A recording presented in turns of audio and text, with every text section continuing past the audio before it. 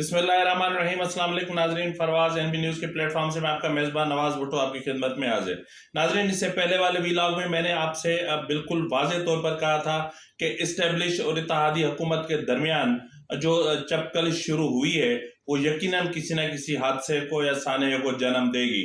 اس میں کوئی شک نہیں کہ اسٹیبلشمنٹ پچھلے کچھ دنوں سے جو کچھ کر رہی تھی وہ اپنے آپ میں حیران کن تھا، اور تاہم آج جو اپنا وزیر اعظم شہباز شریف، آصف زرداری، مولانا فضل الرحمان اور نواز شریف کے درمیان جو مشاورت ہوئی اس کے بعد بہت سارے بادل چھٹ گئے، کیونکہ نواز شریف نے دو ٹوک الفاظ میں کہا کہ اب اینٹ کا جواب پتھر سے دیا جائے گا، یعنی اب آئین کی بات کرو گے تو آئین پہ چلیں گے، اگر لڑو گے تو لڑیں گے، اگر حکومت ختم کرنی ہے تو کر دیں۔ ناظرین، یہاں بہت حیران کن بات ہے کہ اسٹیبلشمنٹ کو نہیں چاہیے تھا کہ ایک تجربہ جب آپ کا ناکام ہو چکا، پروجیکٹ عمران نے اس ملک کی معیشت کا بیڑا غرق کر کے رکھ دیا، پاکستان کی معیشت کو تباہ کر کے رکھ دیا، تو اس کے بعد ایک نئے پروجیکٹ کو لانچ کرنا اور مائنس عمران کے بعد پھر چودھری پرویز الہی ٹائپ کی کسی چیز کو سامنے لے آنا اور پی ٹی آئی کی تشکیل نو کے لیے خفیہ مذاکرات کرنا، یہ اسٹیبلشمنٹ کے لیے مناسب نہیں تھا۔ یعنی پہلے شروع میں عمران خان کے ساتھ ایک کمٹمنٹ کی گئی کہ ہم ان کو کہیں گے کہ ووٹ آف کانفیڈنس لیں، لیکن اس کے لیے جو تھوڑا صبر کر لیں کہ آئی ایم ایف کے ساتھ جو بات چیت چل رہی ہے اس کو ہو لینے دیں۔ اس کے بعد پھر کہا گیا کہ تھوڑا سا صبر کر لیں اور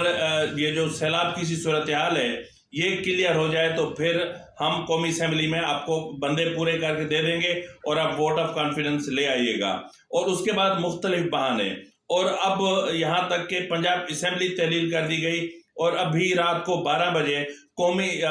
خیبر پختونخوا اسمبلی بھی تحلیل کیے جانے کے امکانات موجود ہیں۔ تاہم قومی اسمبلی میں حکومت کو ووٹ آف کانفیڈنس کے معاملے پر پریشر میں لانے اور ایک منتخب اور ایک اپنا تحریک عدم اعتماد کی صورت میں وجود میں آنے والی حکومت کو گرانے کے لیے نہ صرف ایوان صدر ان سازشوں میں ملوث رہا بلکہ اسٹیبلشمنٹ نے اس میں بھرپور کردار ادا کیا۔ تاہم جس طرح میں نے کہا تھا کہ حکومت نے بھی اینٹ کا جواب پتھر سے دینے کا فیصلہ کیا ہے، اسٹیبلشمنٹ نے ایک چال چلی تو دوسری چال آج قومی اسمبلی میں حکومت نے چلی، اور اپنا پی ٹی آئی کے 1 نہیں 2 نہیں 10 نہیں 35 اراکین قومی اسمبلی کے استعفے منظور کر لیے گئے ہیں۔ یعنی اب پی ٹی آئی کے 35 اراکین اسمبلی کے استعفے منظور کر لیے گئے ہیں۔ اس کا مطلب یہ ہے کہ پی ٹی آئی کی کمر قومی اسمبلی میں ٹوٹ چکی۔ اب اگر عمران خان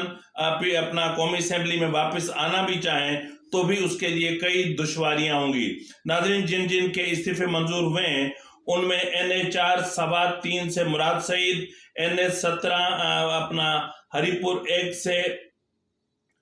عمر ایوب خان، اور NA18 سوابی 1 سے اسد کیسر، NA25 نوشہرہ 1 سے پرویز خٹک، NA26 نوشہرہ 11 سے عمران خٹک، NA32 کوہاٹ سے شہریار آفریدی، اور NA38 ڈیرہ اسماعیل خان 1 سے علی امین خان، اور اپنا ایریا NA43 خیبر ایجنسی ٹرائبل ایریا سے نور الحق قادری، اور NA52 ICT یعنی اسلام آباد سے راجہ خرم شہزاد، اور اس کے علاوہ NA53 ICT یعنی اسلام آباد 2 علی نواز اوان، اور NA54 اسلام آباد 3 اسد عمر، اور NA57 راولپنڈی 1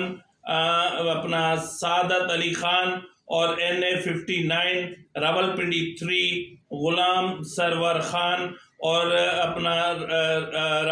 راولپنڈی NA60 راولپنڈی سے جو ہے وہ شیخ راشد رفیق، اور اپنا NA62 راولپنڈی، اپنا NA63 راولپنڈی سے منصور حیات خان، اور NA67 جہلم 2 سے فواد احمد، اور NA 97 بھکر 1 سے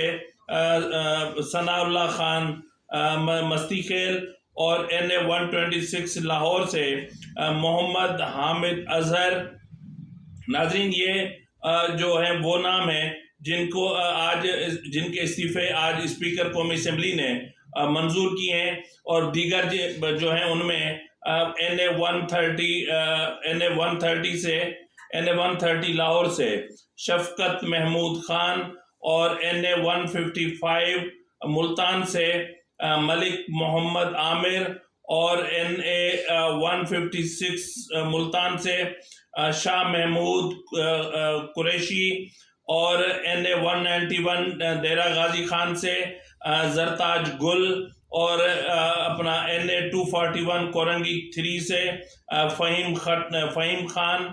اور NA 242 کراچی ایسٹ 1 سے سیف الرحمان،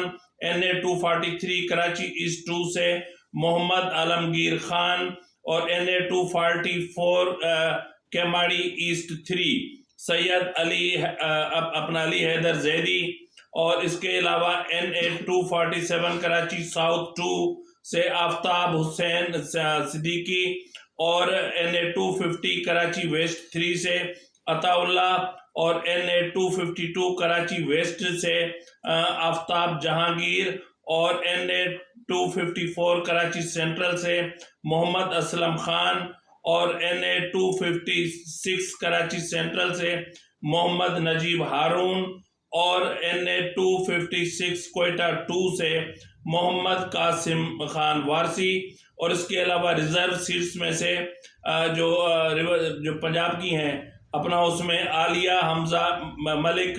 اور کنول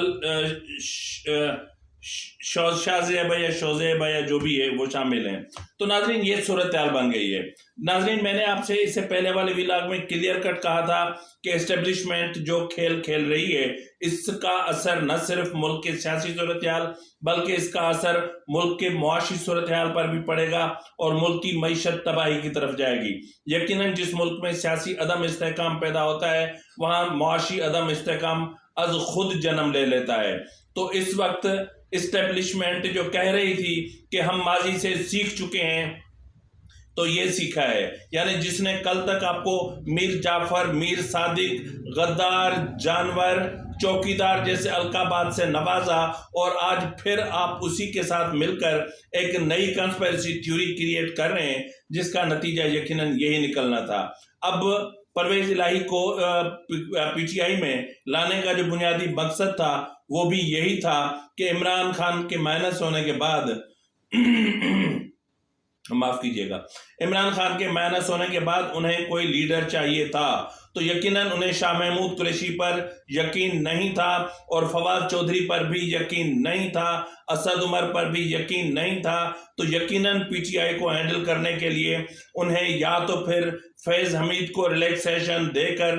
PTI میں شامل کروا کے اس کو PTI کی سربراہی دی جاتی، یا پھر پرویز الہی کو جو اسٹیبلشمنٹ کا اپنا بندہ ہے۔ جس طرح میں اکثر کہتا ہوں کہ اگر اس بندے کو اسٹیبلشمنٹ کہے سانس روک دو تو یہ شخص سانس روک لے گا، اور سانس نہیں لے گا جب تک کہ اسٹیبلش نہ کہے۔ اس کو اگر کہہ دیا جائے کہ GHQ کے سامنے 12 گھنٹے روز ایک ٹانگ پہ آ کے کھڑے ہو جاؤ تو یہ روز ایک ٹانگ پہ کھڑا ہو جائے گا، یہ ان فرما برداروں میں سے ہے۔ تو بہرحال اس وقت اسٹیبلشمنٹ کو چاہیے کہ ملک میں جمہوریت کو خطرے میں نہ ڈالیں، جمہوریت کو، جمہوری اداروں کو مستحکم ہونے دیں، اور اس طرح کے وار اور پیٹھ پہ چھری چلانا اور اس طرح کے وار یہ انتہائی بھیانک اور انتہائی خطرناک ہوتے ہیں، اور اس کے نتائج بھی آگے چل کے خطرناک نکلتے ہیں۔ تو کہنے کی بات یہ ہے کہ آج زمان پارک میں جس طرح عمران خان نے میٹنگ کی اور اس میں یہ طے کیا گیا کہ قومی اسمبلی میں ہم نے کس طرح جانا ہے، لیکن عمران خان کی یہ بدقسمتی کہ یقیناً عمران خان اگر وار کرے گا تو اس کو جوابی وار بھی ملے گا، اور پچھلے کچھ دنوں سے متواتر لاہور میں زمان پارک کے ارد گرد خفیہ ملاقاتیں ہو رہی تھیں، پرویز الہی کی خفیہ ملاقاتیں ہو رہی تھیں، شاہ محمود قریشی کی، اسد عمر کی، پرویز خٹک کی، اور یہ ملاقاتیں یہاں تک پہنچ گئی تھیں کہ 15 اراکین اسمبلی انہوں نے توڑنے تھے، نون لیگ کے، اور اس کے بعد پھر ان کو تحریک عدم اعتماد لانی تھی. اور اس کے لیے جس طرح میں 2 ویلاگز میں پہلے بھی کہہ چکا ہوں کہ صدر عارف علوی یعنی جو یوتھیا صدر ہے، جو ایوان صدر کو